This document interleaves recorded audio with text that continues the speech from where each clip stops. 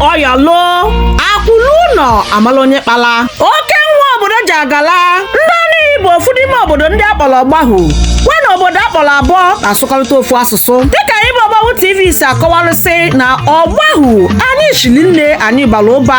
afụrụ Ọgbahụ n'Imo fụwa na Delta fụwa na Rivers steeti fụkwazi Ọgbahụ na Anambra steeti ndị Ọgbahụ wụ ndị mba mmiri anyị wụ ndị ji ụgbọ wee si ogologo ebe anyị bigeje mgbe mbụ wee hulu wee na-ehudata welu ebe ndị anyị bigeje na mbọsị tata anyị wụ Ọgbahụ imirikịta obodo ndị bigeje n'akụkụ mmiri osimiri ejikwazi ọkụ azụ ya na ọrụ ugbo wee malụ ndị Ọgbahụ kachi na-efe ka anya na-asape imirikịta ụmụ anyị ụfọdụ alụwa n'ọrụ oyibo ewu ụfọdụ na-alụgarizife ndị ọzọ dị iche iche anyị Ọgbahụ na-eye nri anyị Ọgbahụ na-amị mmanụ anyị Ọgbahụ nwere imirikịta ụlọ ọbagejela anyị Ọgbahụ dị ụsọ n'ezie Ọgbahụ na-efe Ben Oyolu Akwuluno amalonye kpala oke nwa amụrụ n'oke obi anya fụrụ ugo nwụlịa maka na ada afụ ugo kwada akwa afọ onye na-amala ekwe atụnye ekwe n'ọfịa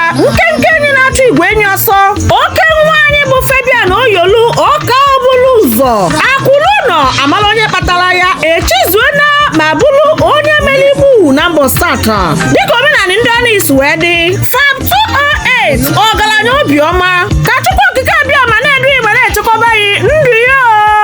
ise Anyị